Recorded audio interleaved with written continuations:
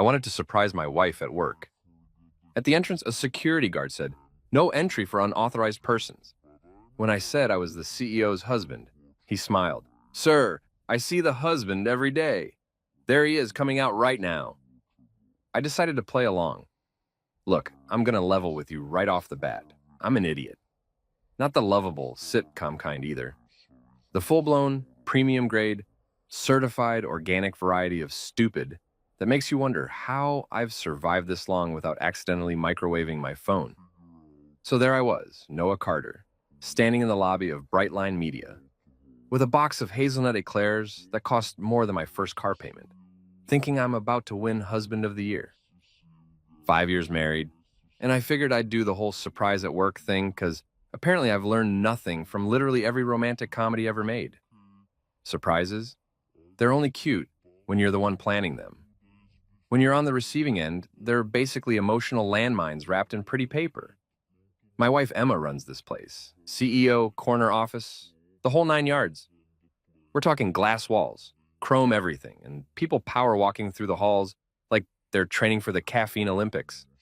I just wanted to pop in, drop off some fancy French pastries, maybe steal a kiss while she pretended to be annoyed that I interrupted her very important business meeting. Simple, sweet, foolproof. Except I forgot the golden rule. Nothing is ever simple, and I'm definitely no fool's proof. I'm walking through those massive revolving doors, already feeling like $1,000,000 in my nice jeans, and the button-down shirt Emma says makes me look presentable when this security guard materializes out of nowhere. And I mean, this guy looked like he bench-pressed small cars for fun. Uniform so crisp it could cut bread, chest puffed out, like he's personally responsible for defending democracy. "Can't let you through, sir," he says, holding up a hand the size of a dinner plate. "Authorized personnel only." I flash him my most charming smile, the one that got Emma to agree to a second date after I spilled wine on her white dress. "Hey man, no worries. I'm actually the CEO's husband. Just dropping off."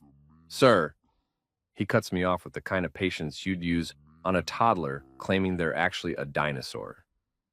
"I see the CEO's husband every single day, and that's definitely not you." Record scratch, freeze frame.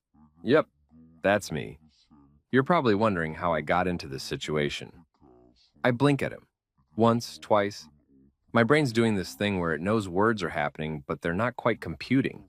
Like when you're half asleep and your alarm goes off, and for a solid 30 seconds, you can't remember if you're late for work or if work is just a weird dream. "I'm sorry, what?" I managed to croak out. "The husband," Guardzilla repeats, and I swear there's a hint of smugness in his voice now. "I see him every morning. Super nice guy. Always carries the CEO's briefcase. In fact, he glances at his watch like he's timing a bus route. He should be coming through right about now." And then the universe decides that I haven't suffered enough. The glass doors whoosh open with that fancy automatic sound, and out walks Emma, my Emma. My wife of 5 years, 3 months, and 12 days. She's wearing that navy power suit I helped her pick out last month. Her hair pulled back in that way that means she's had back-to-back meetings since dawn. She looks absolutely radiant, glowing like she just closed a multi-million-dollar deal or discovered the meaning of life. But here's the kicker. She's not alone. Walking beside her, and I mean right beside her, close enough that their shoulders are practically touching, is a man.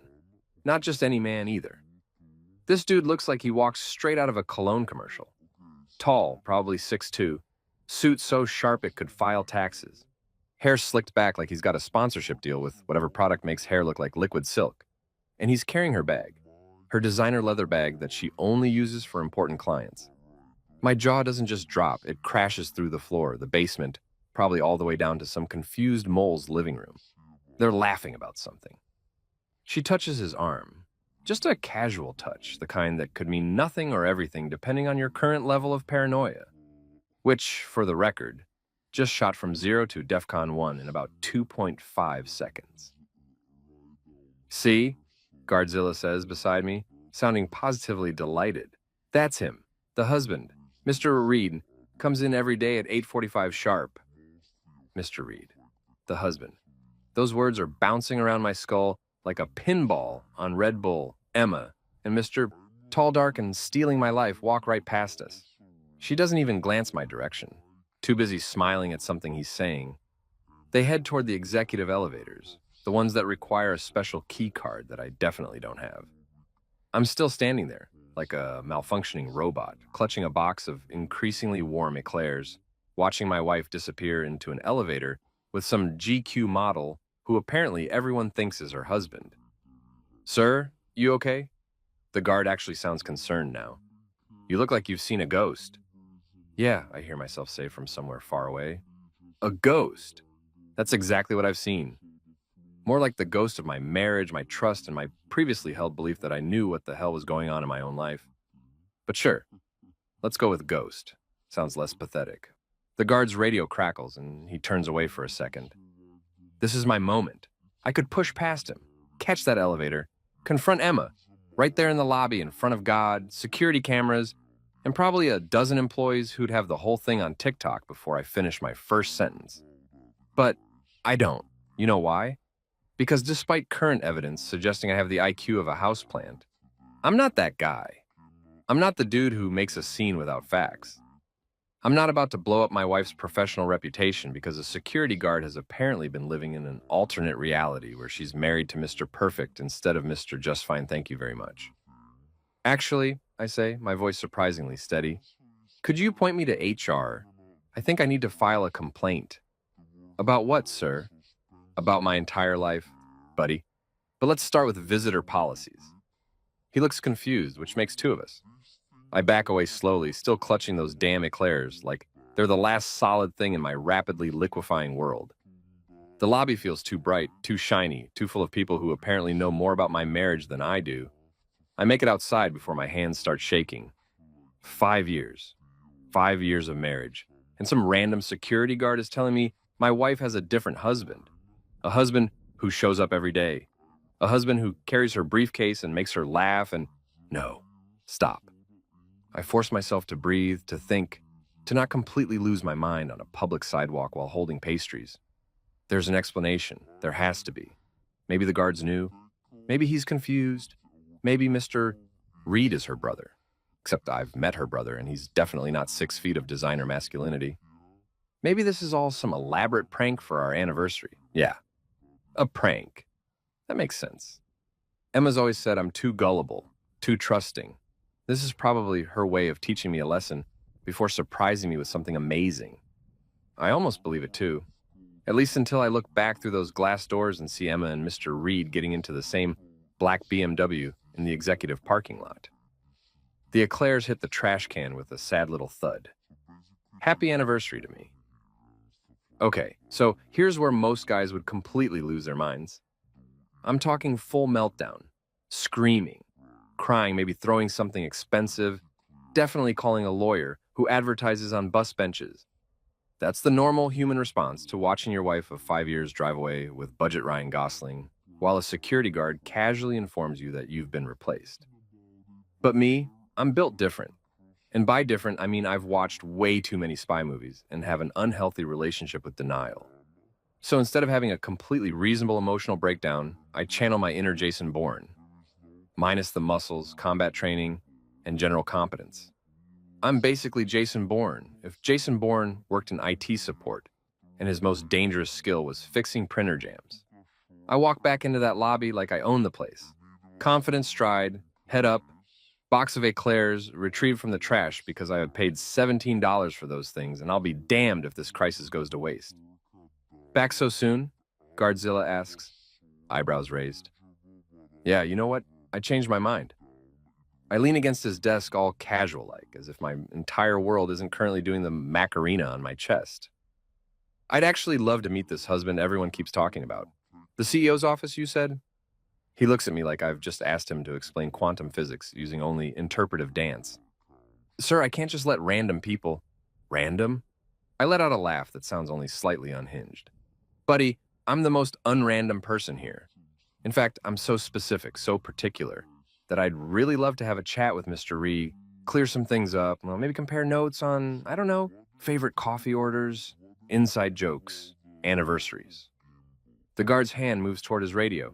Sir, I'm going to have to ask you to leave. Oh, I'm leaving. I push off from the desk, giving him my best smile, the one that says I'm totally fine and definitely not planning to spend the next week spiraling into an investigative obsession that would make true crime podcasters proud.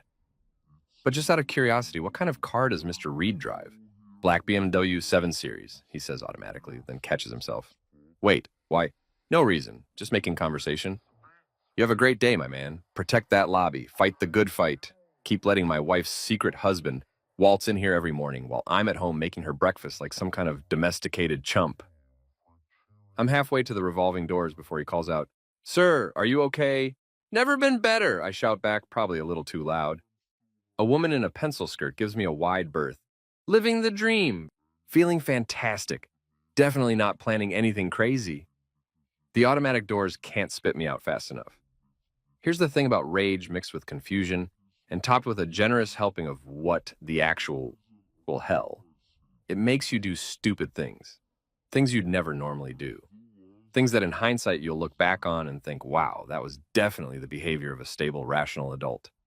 Which is how I end up at the coffee shop directly across from Brightline Media, sitting at a window seat like I'm on a stakeout in a bad detective novel. The cafe is called Grounded, one of those aggressively hip places where the menu is on a chalkboard, the barista has a man bun, and ordering a small coffee makes you sound like you're from the wrong century. Everything's got some cutesy name like the Enlightened Bean or Conscious Cup. "I'll have the most bitter thing you've got," I tell Monbun, slapping a 20 on the counter. And I mean emotionally devastating. I want this coffee to taste like my life feels right now. He blinks at me. "So, a dark roast? Perfect. Make it a large. Actually, make it whatever size is called. I just discovered my wife might be living a double life. That's not on the menu, but I can do a triple shot. Sold."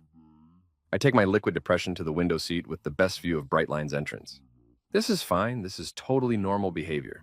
I'm just a guy sitting in a coffee shop, definitely not stalking his own wife. It's called getting answers. Very mature, very reasonable. The coffee tastes like burnt regret with hints of poor life choices. It's perfect. I watch the building's entrance like it's the most fascinating thing I've ever seen. People stream in and out. Business casual zombies, clutching their own overpriced caffeine, talking on phones, looking important. I'm looking for one specific BM. One specific lying, briefcase-carrying, husband impersonating. There. The black BMW pulls up to the front entrance at exactly 5:47 p.m. I know because I've been checking my phone every 30 seconds like it's going to magically provide explanations. Mr. Reed gets out first, because of course he does. Probably so he can open Emma's door like some kind of chivalrous knight who doesn't know she's already married to a perfectly adequate door opener, thank you very much. He's changed into a different suit. Charcoal gray this time. Still looks like he irons his face every morning. Then Emma emerges, and my chest does this weird thing where it simultaneously clenches and drops. She's laughing again. Not just a polite work laugh either, the real one, the one where her nose scrunches up a little. The one I used to think was just for me. They stand by the car for a moment, talking. He says something. She touches his arm again. There's that arm touch, the one that's apparently a regular feature of their relationship. Then she does something that makes my triple shot cardiac arrest special almost come back up. She adjusts his tie, just reaches up, casual as anything, and straightens his tie like it's the most natural thing in the world. Like she's done it 1,000 times before. My hand, the one holding my phone, moves on autopilot. I'm filming. I don't even remember deciding to film, but there I am, phone pressed against the window, recording my wife being domestic with another man. "Dude, are you okay?" Man Bun is suddenly beside me with a plate. "You ordered the anxiety muffin?" "I absolutely did not order that." "Yeah, but you looked like you needed it." "On the house." I glance at the muffin. It's got some kind of seeds on it. Probably chia or quinoa or whatever's trendy in the superfood community this week. Does it come with answers to life's greatest mysteries? Just fiber, man. But that's pretty important too. Across the street, Emma and Mr. Reed get into the BMW together. He's driving. She's in the passenger seat. They pull away from the curb, and I'm on my feet before my brain catches up to my legs. "Thanks for the muffin," I yell, already heading for the door. "You didn't eat it. Emotional support baked goods. I'll cherish the memory." I burst onto the sidewalk and immediately open my rideshare app. My fingers are shaking, partly from the coffee, mostly from the adrenaline, entirely from the reality that I'm about to follow my own wife like I'm in a Lifetime movie. A Toyota Camry pulls up in 45 seconds. The driver's name is Dimitri, and he's got one of those dashboards covered in religious icons and air fresheners. Follow that BMW, I say, pointing. Dimitri turns around slowly. You are serious? Dead serious. This is because of woman? How did you... Is always because of woman. He sighs deeply, like he's seen this movie 1,000 times. Okay, we follow, but I charge extra for drama. Fair enough. We pull into traffic 3 cars behind the BM. I'm sitting in the back seat of Dimitri's Camry, clutching my phone like it's the One Ring, watching my wife's car navigate through downtown traffic. This is my life now. This is what 5 years of marriage has led to. Me, a probably stale anxiety muffin in my pocket, paying surge pricing to tail my own wife. She is beautiful, yes? Dimitri asks, glancing in the rearview mirror. The woman you follow? The most beautiful. And the man? Looks like he has a skincare routine that costs more than my car. Ah, Dimitri nods sagely. Is always the way. The BMW turns onto Riverside Drive, heading toward the nice part of town. The part where restaurants have names like single words, flux, or essence, or pretentious, and the waiters describe your food like they're narrating a nature documentary. Sure enough, they pull up to the Vine Terrace. Of course, of course! It's only the most romantic restaurant in the city. The place where proposals happen and anniversaries are celebrated and, apparently, where wives take their second husbands for a nice Wednesday evening. You want I should wait? Dimitri asks as they valet the BMW. Yeah, no, I don't know. I'm watching them walk toward the entrance. Mr. Reed's hand is on the small of Emma's back. Actually, can you just park somewhere with a good view? Of restaurant? Of my marriage ending. Is very sad, Dimitri says. But he parks across the street with a perfect sightline to the restaurant's front windows. I can see them being seated. Corner table. Candlelight, because apparently the universe has jokes. A waiter brings menus. They're both smiling, talking, looking like every other normal couple out for a nice dinner. Except one half of that couple is my wife. My phone's still recording. I don't know what I'm going to do with this footage. Exhibit A in divorce court? A really depressing TikTok? Blackmail material for when I need someone to take out the trash? They order wine, red looks like. Emma only drinks red wine when she's celebrating something. When we had our first date, she ordered red wine because she'd just landed her first major client.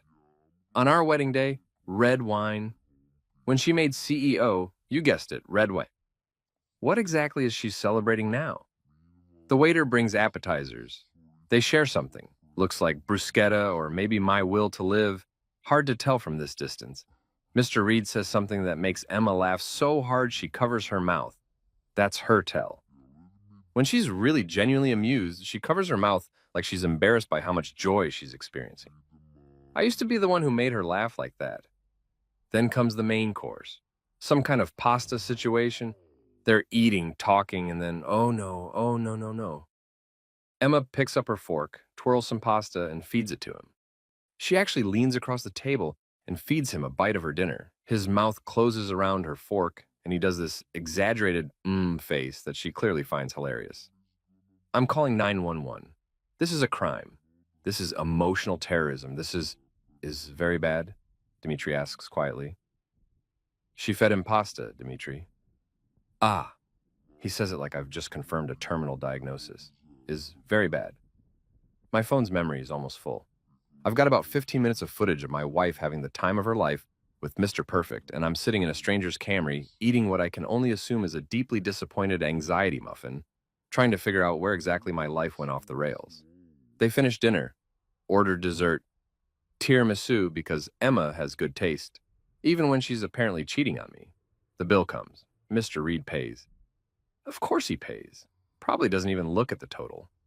They stand to leave, and I duck down in my seat like I'm in a cartoon.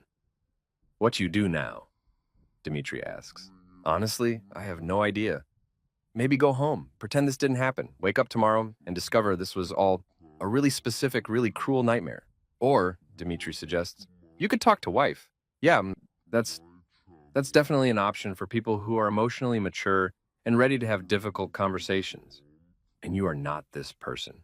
Dimitri, my friend, I'm sitting in your car, eating a muffin I didn't order, after filming my wife through a restaurant window like a deranged private investigator. What do you think? He considers this. I think you need better plan. You and me both, buddy. You and me both. The BMW pulls away from valet. I slump lower in my seat, wondering if this is rock bottom or if there's still some deeper circle of hell waiting for me. Dimitri starts the engine. I take you home now? Yeah, I say quietly, watching the taillights disappear into traffic. Take me home, wherever that is anymore. So here's a fun fact about Denial. It's actually a really comfortable place to live. It's got terrible Wi-Fi, and the neighbors are all your worst fears. But the rent's cheap, and you can pretend literally anything you want. Like, for instance, that your wife isn't having cozy dinners with a man who looks like he was assembled in a laboratory, specifically designed to make regular guys feel inadequate.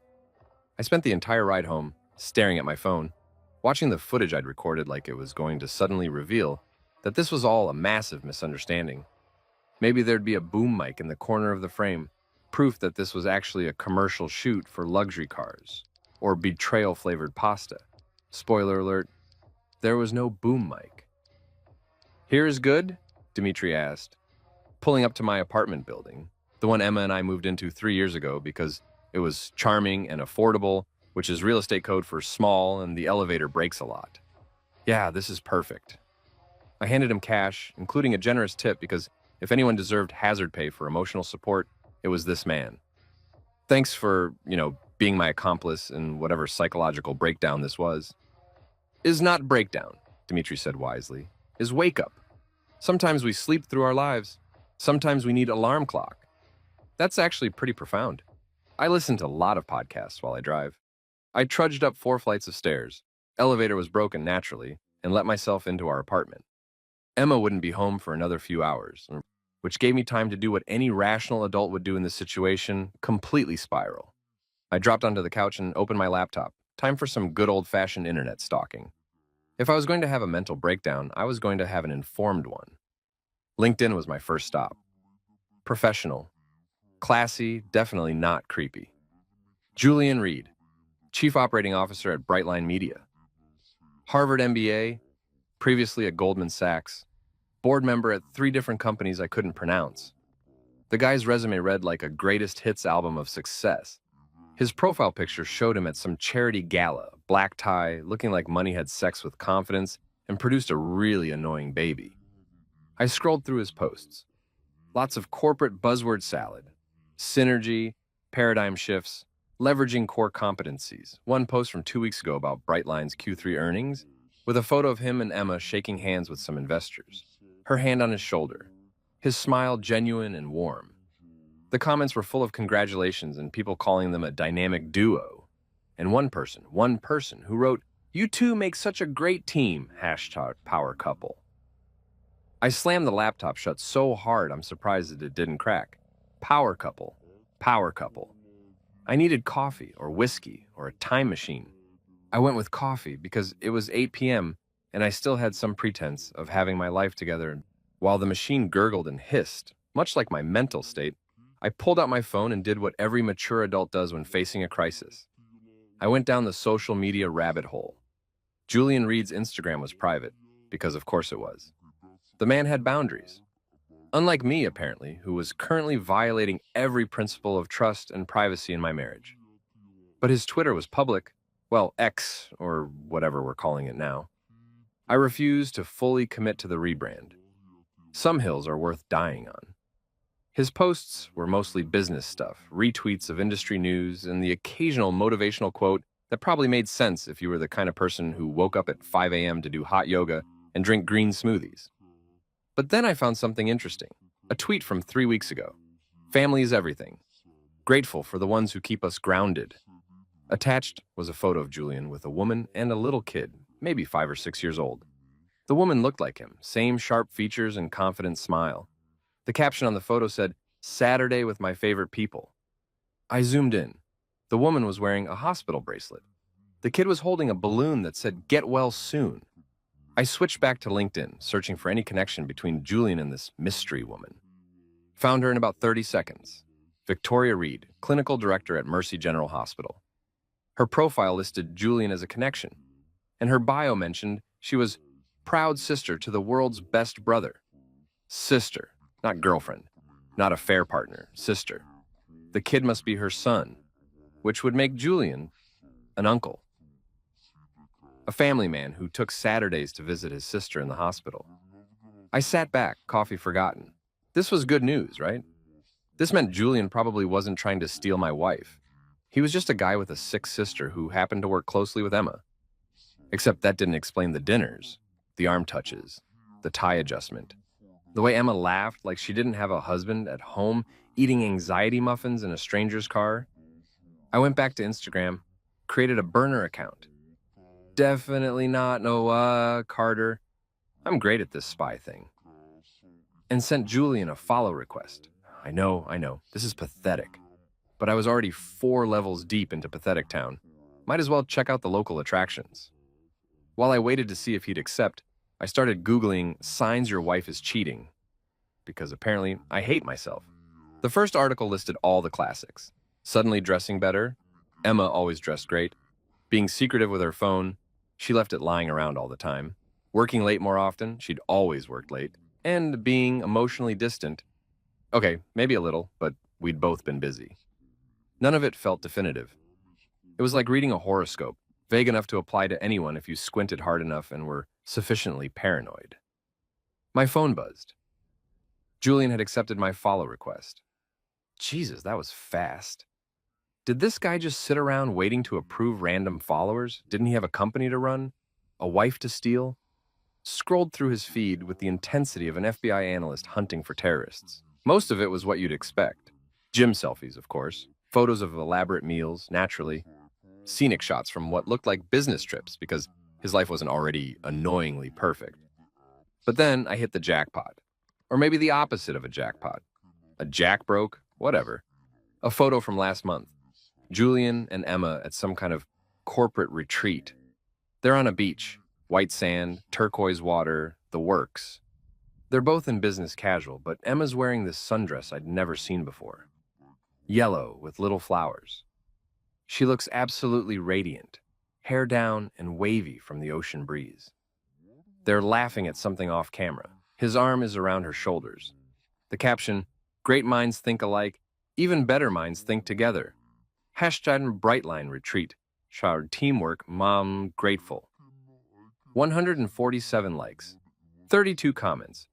All variations of "you guys are amazing" and "dream team." And one from someone named Ashley who wrote, "Get yourself a work spouse like this." Work spouse. I'd heard Emma use that term before, usually when talking about her assistant or the head of marketing, but this felt different. This felt like a work spouse who'd been upgraded to the premium package with extra benefits. I checked the date. The retreat was 3 weeks ago. Emma had told me about it, some leadership thing in Florida. She'd sent me photos of the hotel, complained about the conference food, FaceTimed me one night when she couldn't sleep. She hadn't mentioned Julian, not once. Not a single "Julian said the funniest thing today," or "Julian and I grabbed dinner after the workshops." Nothing. I scrolled further back, found more photos of them together. Always professional settings, conferences, office parties, ribbon-cutting ceremonies. But they were in almost every group shot, usually standing next to each other. In one photo from 6 months ago, at what looked like a company holiday party, Emma was adjusting Julian's pocket square while he laughed. The pocket square, the tie, she was always straightening something on him, like he was a Ken doll she was styling for success. My coffee had gone cold. The apartment felt too quiet, too empty, too full of questions I didn't want to ask, because I was terrified of the answers. I needed a plan, a real one, not just follow wife around like a creep and hope for the best. I needed information, facts, evidence that either proved Emma was cheating or confirmed I was losing my mind. Option 1. Confront her directly. Ask her point blank about Julian and watch her reaction. Pros: honest, mature, straightforward. Cons: I'm a coward. And also, what if the answer is worse than the uncertainty? Option 2, hire a private investigator. Pros: Professionals who know what they're doing, unlike me. Expensive also feels like admitting our marriage is a Lifetime movie. Option 3. Keep investigating on my own, gather more evidence, and then confront her with facts. Pros. I get to feel like a detective, might find exonerating evidence, gives me time to process. Cons. Every crime podcast I've ever listened to would be screaming at me not to do this. I went with option 3, obviously, because I make excellent choices. I spent the next 2 hours building what I can only describe as a conspiracy theory board, but digital. I created a private note on my phone titled, "Definitely Not About Emma." Again, nailing this subterfuge thing. And started listing everything I knew. Facts.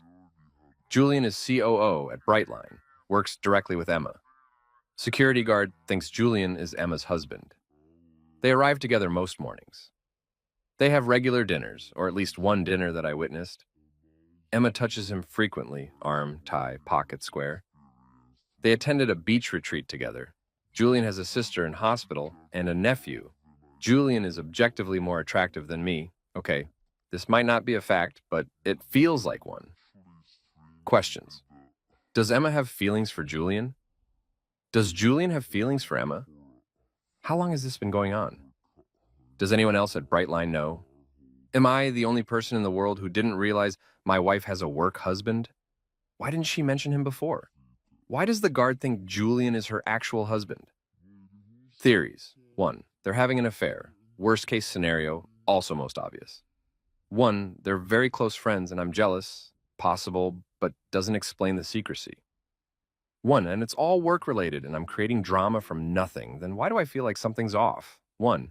Simulation theory, and none of this is real, unhelpful, but can't rule it out. I was staring at my phone trying to decide if adding a 5th theory about parallel universes was taking things too far when I heard keys in the door. Emma was home. I panicked, closed the note app so fast I almost threw my phone across the room and tried to arrange myself on the couch in a way that said normal husband having a normal evening rather than paranoid investigator who's been stalking you through the internet. The door opened, and there she was. Still in her navy power suit, hair slightly mussed from the day, carrying her briefcase and a bag from our favorite Thai place down the street. "Hey, babe." She smiled at me, that real smile, the one that made me fall in love with her in the first place. "I brought pad Thai, extra peanuts, just how you like it." And just like that, all my theories and investigations and carefully cataloged evidence felt stupid. This was Emma, my Emma. The woman who remembered how I liked my noodles, who brought home dinner even though she'd probably been working since dawn, who was looking at me right now with nothing but affection. Maybe I was going crazy. Maybe I was manufacturing problems where there weren't any. Maybe... "How was your day?" she asked, setting the food on our kitchen counter. And I looked at her, really looked at her, trying to find any hint of guilt or secrecy or anything that suggested she was living a double life. I found nothing.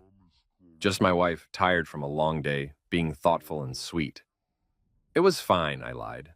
"Totally normal. Definitely didn't follow you to a restaurant or create a burner Instagram account to stalk your coworker." She laughed, thinking I was joking. "You're such a weirdo. That's why I love you."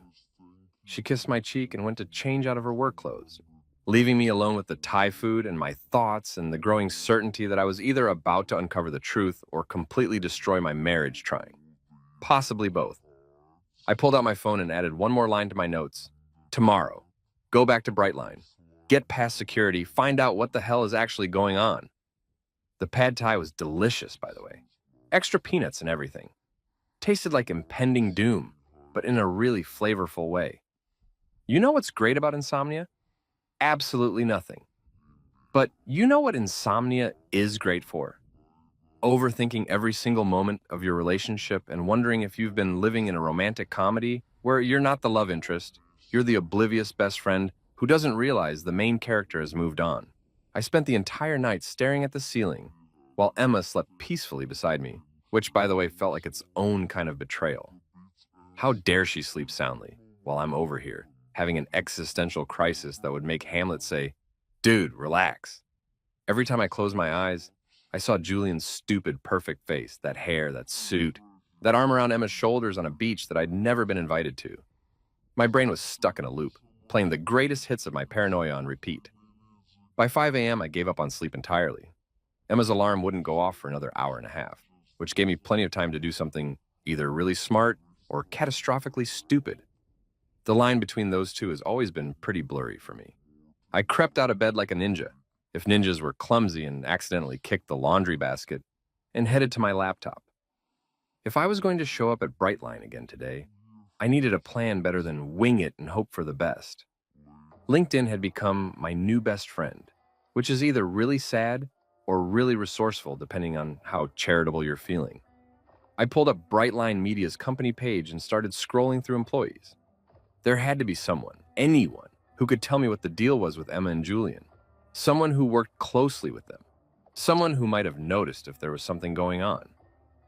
That's when I found her, Rebecca Cho, executive assistant to the CEO. Her profile picture showed a woman in her late 20s with glasses and a smile that suggested she knew where all the bodies were buried. Every good CEO has an assistant who knows everything, and I was willing to bet Rebecca was that person.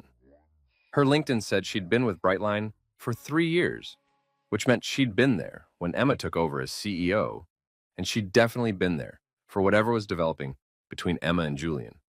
I needed to talk to Rebecca, but how?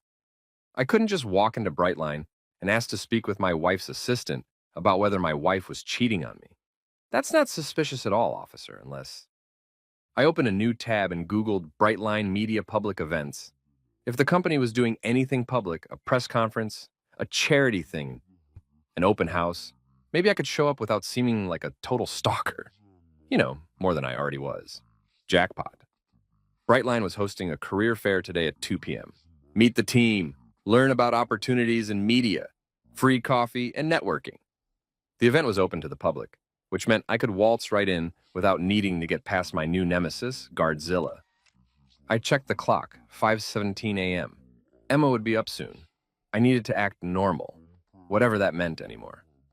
I closed the laptop and headed to the kitchen to make coffee. The real kind, not the artisanal depression brew from yesterday. The machine gurgled to life, and I tried to rehearse what a normal morning looked like. Smile, ask about her day. Don't mention Julian, don't mention following her. Don't mention anything that happened in the last 24 hours, and easy, I'm a great actor. I once convinced my college roommate I knew how to cook, and he didn't figure out I'd been ordering takeout and transferring it to my own plates for 3 weeks.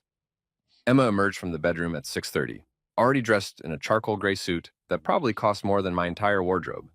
She looked perfect. She always looked perfect. It was actually kind of annoying. Morning, she said, kissing my cheek on her way to the coffee. You're up early.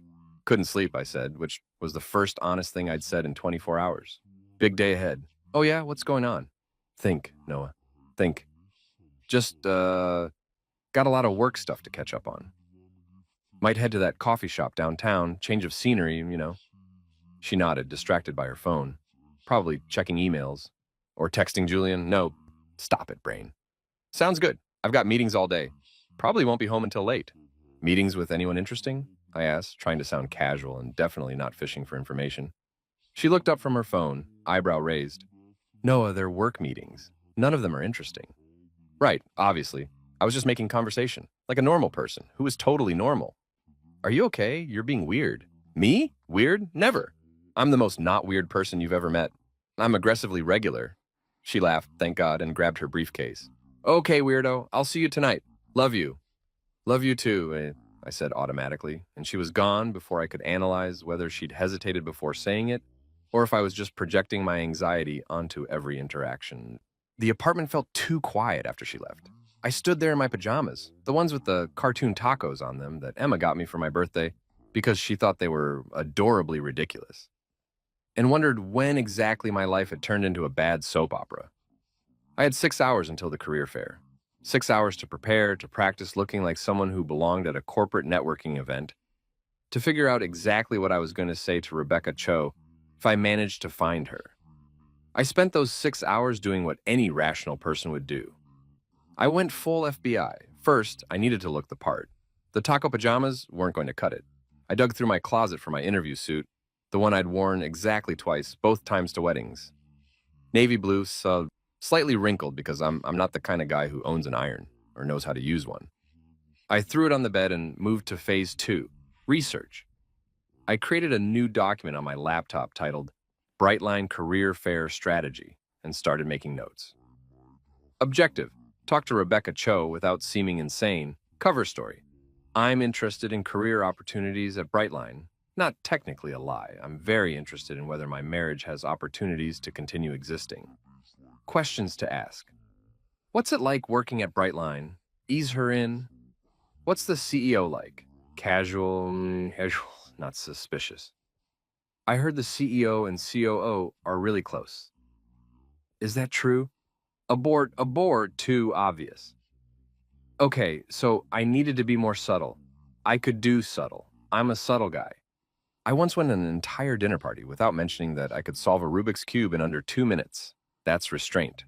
I spent the next hour scrolling through Brightline's website, memorizing facts about the company so I could sound semi-intelligent if anyone asked why I was interested in working there. Revenue: $47 million annually. Employees: 230. Primary business: digital media and content creation. Known for innovative storytelling and cutting-edge campaigns. Great.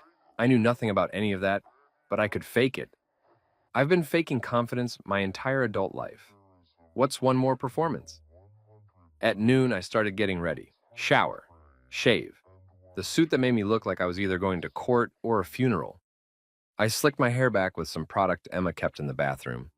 The expensive stuff that smelled like cedar and promises. I looked in the mirror. The guy staring back at me looked almost professional. Almost like someone who belonged at a career fair, and not like someone who was using a career fair as a cover to investigate his wife's potential affair.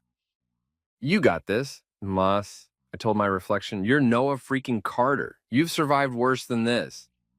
Technically, I hadn't, but positive self-talk is important. I grabbed my laptop because people at career fairs bring laptops, right? And headed out. The elevator was working for once, which I took as a good omen. The universe was on my side, or at least not actively trying to sabotage me, which was about as much as I could hope for these days. And the rideshare to Brightline took 20 minutes. Not Dimitri this time, some kid named Tyler who spent the entire ride telling me about his SoundCloud.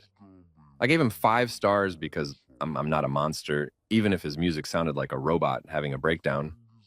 Brightline Media looked different in the afternoon. Less intimidating, more approachable.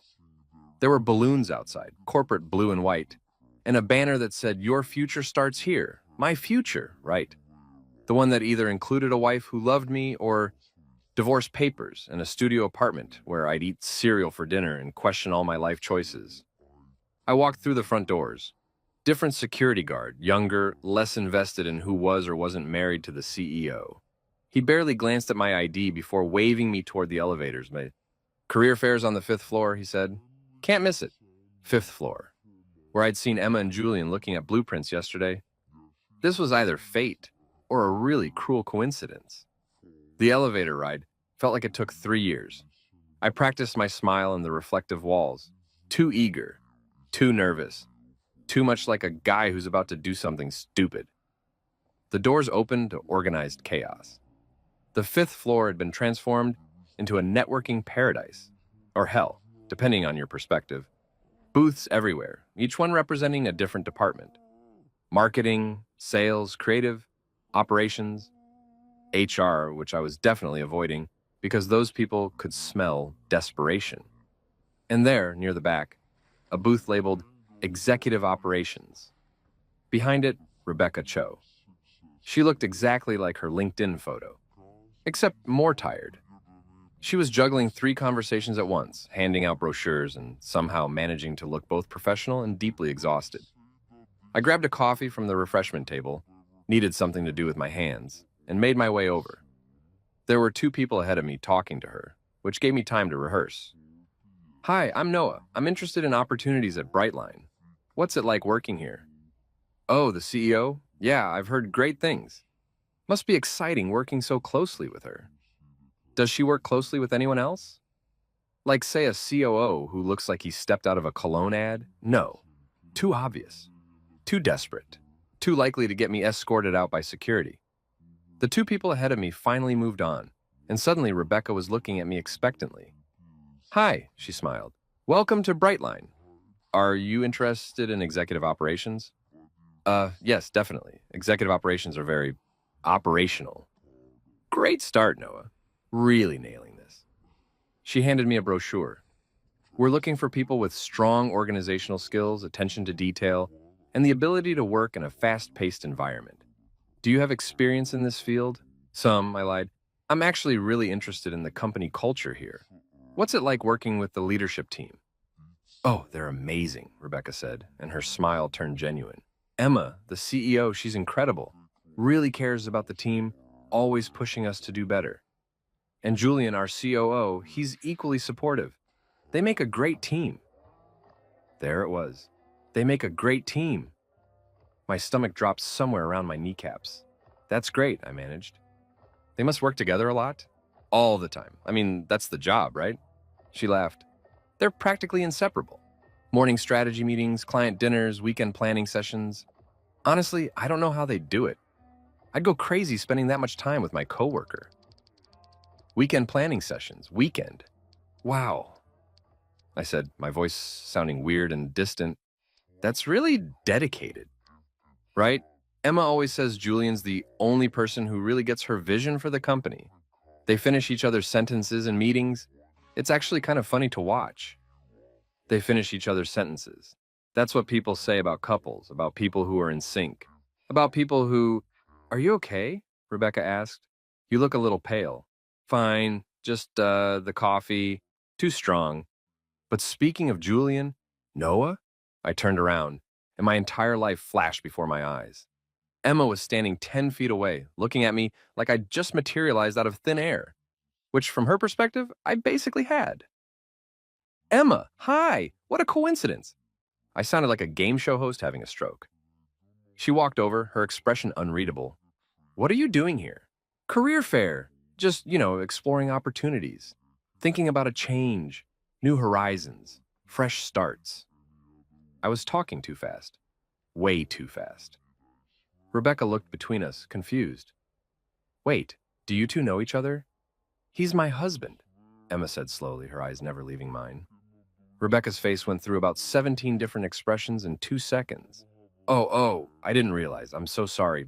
I was just telling him about what a great team we are, Emma finished. Her voice was ice. How Julian and I are practically inseparable? My mouth opened. Nothing came out. This is what dying feels like. Noah, can I talk to you for a second? Emma's smile didn't reach her eyes. Privately? Sure, absolutely. Privacy. Love it. She grabbed my arm, not gently, and pulled me toward an empty conference room. The door closed behind us with a click that sounded like a coffin shutting. Start talking, Emma said. And I did. Because at this point, what else was I going to do? Here's the thing about being caught in a lie. There's a split second where you can either commit to the bit and dig yourself deeper, or you can come clean and face the consequences. Most people would choose honesty. I, however, am not most people. I can explain, I said, which is universally recognized as code for I absolutely cannot explain, but I'm about to try anyway. Emma crossed her arms, leaning against the conference table. She was doing that thing where she got very, very calm before completely losing it, like the ocean pulling back before a tsunami. I'm listening. Okay, so funny story. This better be hilarious, Noah. Right.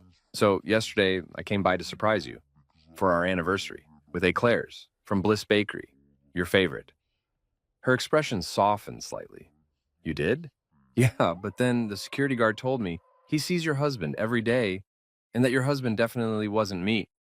And then you walked out with Julian and he was carrying your bag and I was talking so fast the words were practically tripping over each other and I maybe followed you to dinner and watched you feed him pasta through a restaurant window while sitting in a stranger's Camry eating an anxiety muffin. Silence. The kind of silence that has weight and texture and probably its own gravitational field. Then Emma did something I didn't expect. She laughed. Not a little chuckle either. A full, bent-over, tears-in-her-eyes laugh that echoed off the glass walls. You, she gasped between laughs. You followed me? In a Camry? His name was Dimitri. He was very philosophical about the whole thing. She wiped her eyes, still giggling. Noah Carter, are you telling me you've been stalking me because you thought I was having an affair with Julian? I prefer the term independent investigation. But sure, let's go with stalking. Oh my God, she sat down heavily in one of the conference chairs. You really thought Julian and I were... Emma, the man carries your briefcase. He drives you to work. The security guard thinks he's your husband. You adjust his tie like you're preparing him for picture day. You went to a beach retreat together and didn't mention him once. You had dinner at the Vine Terrace, which is where people go and they're either getting engaged or having affairs, and statistically, you're already married, so... Noah. She held up a hand and I shut up immediately. First of all, that security guard has been confused since day one. He started working here right after Julian got promoted to COO. Julian arrives early every morning because he lives 3 blocks away. And yes, we usually ride the elevator together because we both work on the executive floor. That's not suspicious. That's called carpooling by elevator.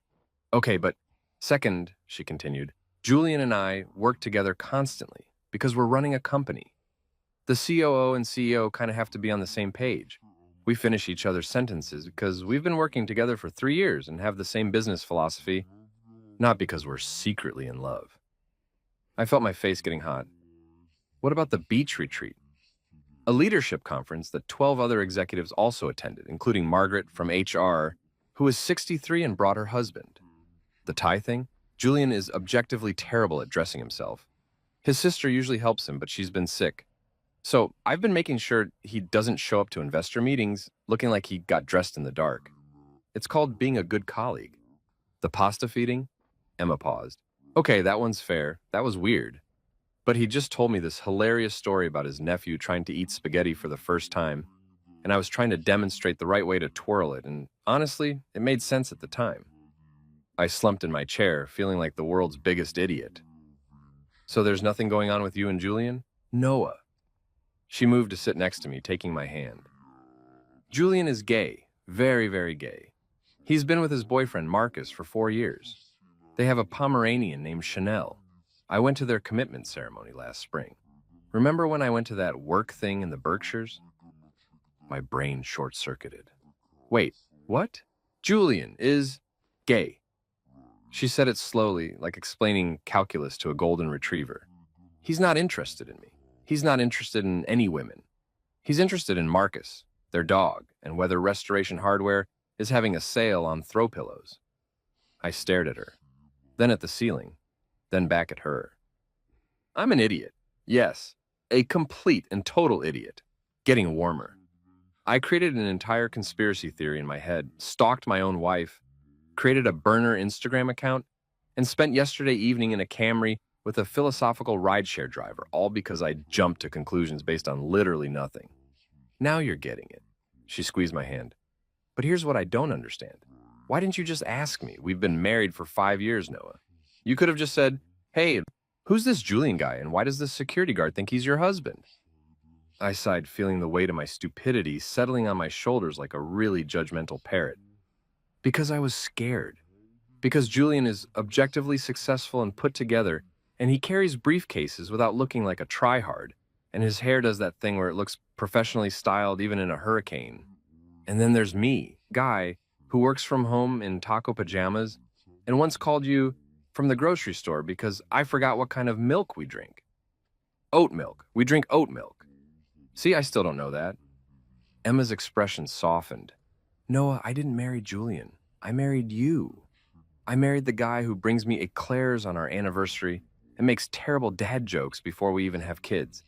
I married the guy who watches documentaries with me, even though you hate them, and who learned how to make my mom's soup recipe, even though it takes 4 hours. I don't need someone who looks like a cologne commercial. I need someone who makes me laugh and knows me and loves me, even when I work too much and forget to come home before midnight. I felt something in my chest unclench, something I hadn't realized was wound so tight. I'm sorry for not trusting you, for being a jealous idiot, for all of it. You should be. But she was smiling. You're lucky you're cute when you're stupid. So we're okay? We're okay, but you're buying me dinner at the Vine Terrace to make up for this. And you're going to meet Julian properly, so you can stop thinking he's some kind of homewrecker when he's actually just a really dedicated COO who happens to need fashion assistance. Deal. I kissed her, feeling like the luckiest idiot alive. Now come on, she said, standing up. You need to apologize to Rebecca for whatever weird conversation you two were having. Do I have to? Noah. Fine. But if she posts about this on LinkedIn, I'm deleting my account. We walked back out to the career fair hand in hand. Rebecca saw us coming and immediately looked like she wanted to dissolve into the floor. I'm so sorry, she said before I could even open my mouth. I had no idea you were married to Emma, and I was just answering your questions, and I didn't mean to make it sound like anything weird was going on. And, Rebecca, Emma interrupted gently. It's fine. My husband was just doing some very thorough research on company culture. The most thorough, I agreed, and really went deep. Maybe too deep. Definitely too deep. You're not going to fire me, are you? Rebecca asked, looking genuinely worried. Only if you tell anyone about this, Emma said, but she was smiling. This stays between us, okay? Rebecca nodded so hard I thought her head might fall off. Absolutely. Completely confidential. I'll take it to my grave. Perfect. Emma squeezed my hand. Now, if you'll excuse us, I need to introduce my husband to my COO so he can stop stalking him on social media. You know about the burner account? I asked as we walked away. Noah? You named it definitely not Noah Carter. You're not exactly a criminal mastermind. Dmitri thought I was doing great. Dmitri sounds like a very kind man who was enabling your worst impulses. We took the elevator to the 7th floor, executive offices. My heart was pounding, but for a different reason now. I was about to meet the man I'd spent the last 24 hours convinced was destroying my marriage, only to find out he was just a well-dressed gay guy with a sick sister and a boyfriend named Marcus. Emma knocked on a door labeled Julian Reed, COO, and walked in without waiting for an answer. Julian was sitting at his desk, looking at a presentation on his computer. He glanced up, smiled at Emma, then saw me and did a double take. Emma, hi, and you brought someone? Julian, this is my husband, Noah. Noah, this is Julian. I stepped forward, hand extended, trying to look like a normal person and not someone who'd been cyber-stalking him for the past 12 hours. Nice to finally meet you properly. Julian shook my hand, looking confused but polite. Finally. Have we met improperly before? Long story, Emma said quickly. The short version is that Noah thought we were having an affair. Julian's eyes went wide. Then he laughed, a genuine, surprised laugh. Wait, seriously? Emma, you didn't tell him about... I know, my fault. I should have mentioned my incredibly gay COO, who I work with constantly. Incredibly gay, Julian agreed, still grinning. Like aggressively homosexual. Marcus and I just adopted a second Pomeranian. We named her Versace. We're those people now. I felt my face burning. I'm really sorry for, assuming things, and possibly stalking your Instagram. Did you send me a follow request from an account called Definitely Not Noah Carter? Maybe. I thought that was spam. He turned to his computer, pulling up Instagram. Marcus and I were trying to figure out if it was a bot or just someone with a really unfortunate naming convention. It's the second thing, I admitted. I'm not great at this, clearly. But Julian was smiling. Look, no hard feelings. Emma's amazing, and I can see why you'd be protective. Though, for the record, even if I were straight, she'd still pick you. She talks about you constantly. She does? Constantly, Julian confirmed. Last week she spent 20 minutes telling me about how you learned to make her mom's soup. I know more about that soup than I know about our Q3 projections. Emma looked embarrassed. I don't talk about him that much. You literally have a photo of him on your desk wearing those taco pajamas. Those pajamas are adorable. They're very adorable, Julian agreed.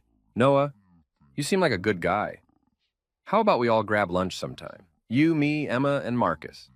We can all properly meet, and you can see that I'm not a threat to your marriage, just a threat to Emma's color-coordinated filing system, because I keep putting things in the wrong folders. Lunch sounds great, I said, meaning it. And sorry again for being a paranoid weirdo. We've all been there, Julian said kindly. Marcus once thought I was cheating on him because I was being secretive about my phone. Turns out I was just planning his surprise birthday party. He felt like an idiot for weeks. That actually makes me feel a lot better. Good. Now get out of here, both of you. I've got a presentation in 10 minutes, and I need to fix whatever organizational chaos happened while I was distracted. Emma and I left Julian's office and walked back to the elevator in silence. Once the doors closed, she turned to me. So, feel better? Much better, also much dumber, but in a good way? You're lucky I love you. I really am. The elevator dinged, and the doors opened into the lobby. Guardzilla was back at his post.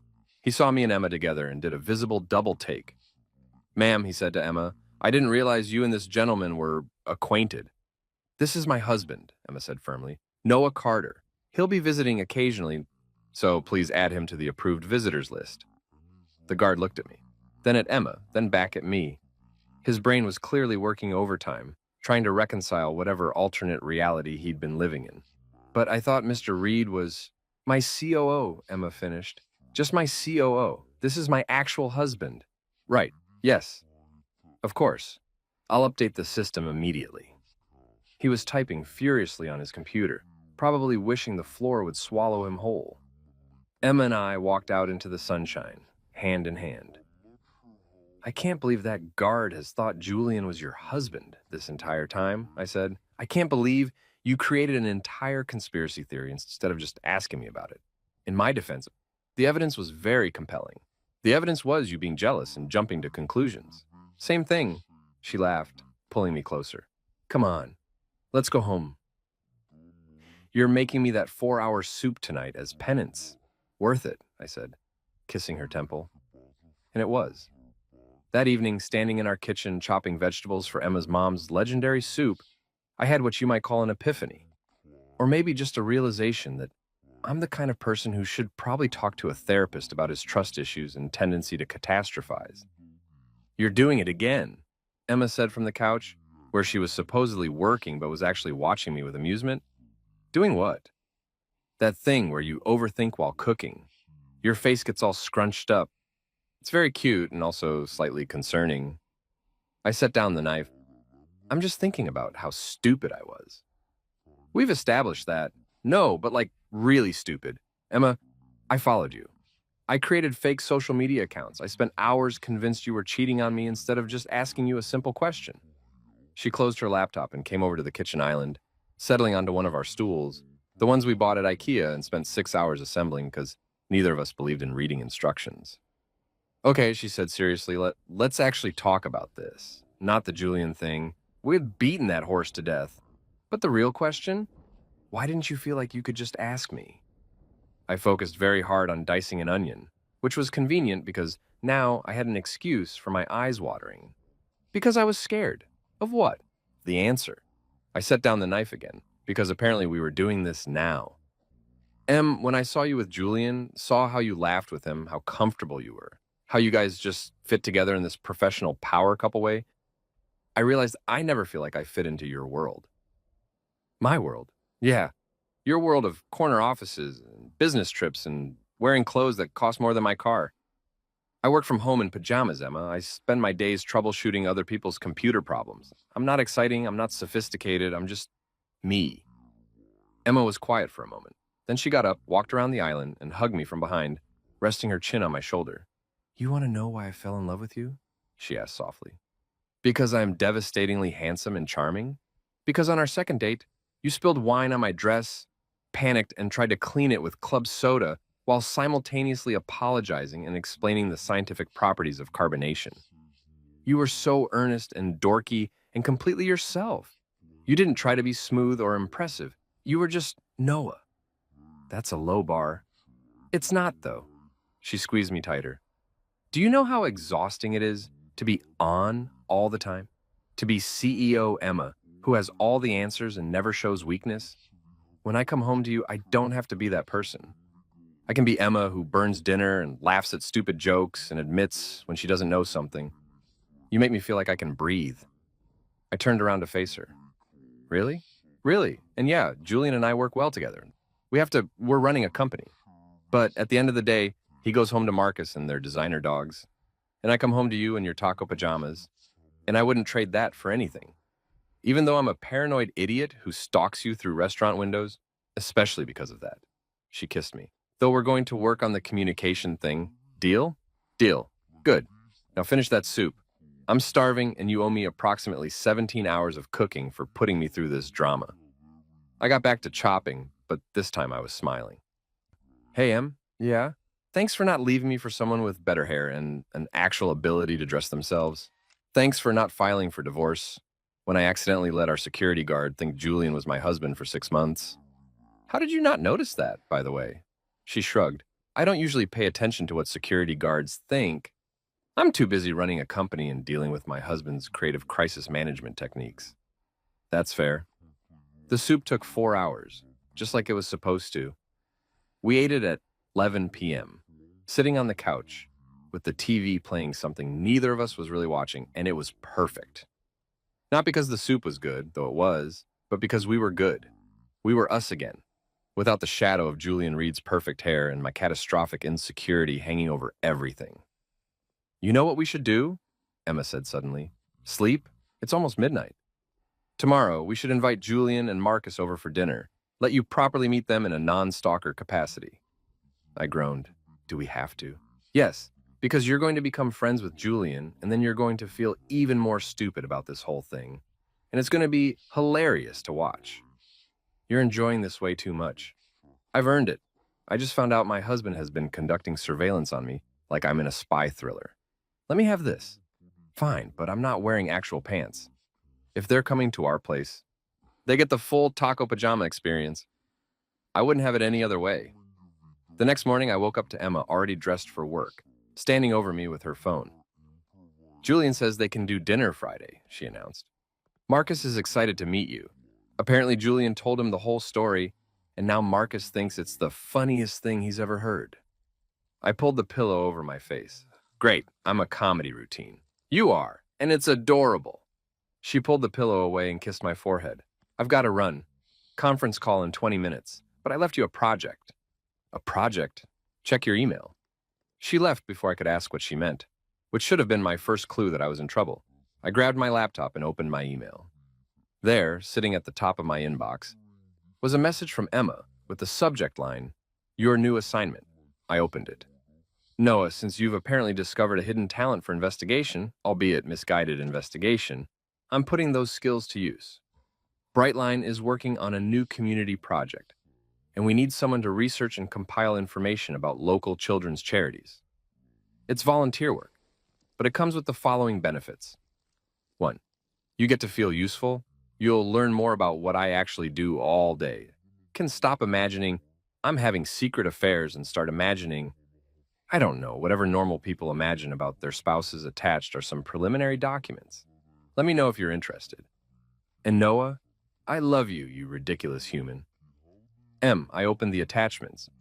There were files about children's hospitals, literacy programs, community centers, all marked with notes about budget projections and potential partnerships. One file was labeled Reed Family Foundation. Reed, as in Julian Reed. I clicked it open.